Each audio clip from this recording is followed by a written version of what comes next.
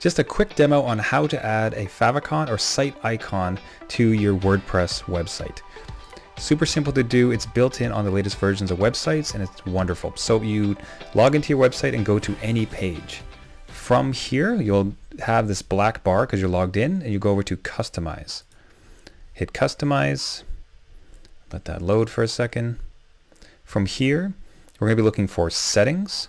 The site is still loading here. Give it 1 second. From here, we go into Settings.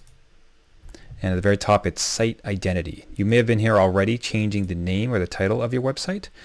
And all we want to do is add an image to the bottom here. If you haven't done it yet, you'll be greeted with an image that looks like this, and then select Site Icon.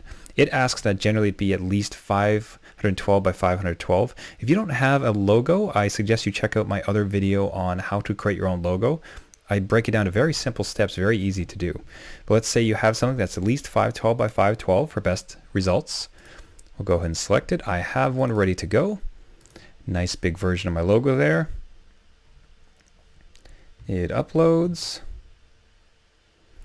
I will select it, crop it if you have to.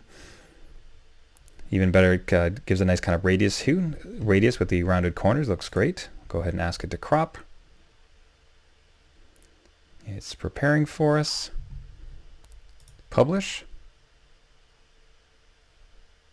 And that is it. Your site now has a beautiful site icon so that when it's open amongst a bunch of tabs, they will see your logo included. So again, really simply with WordPress, log in, go to any page on your site, the front end. Come up here to Customize.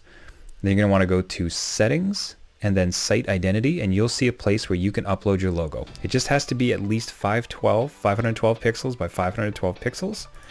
And the site will take care of the rest as far as shaping it down to the exact size.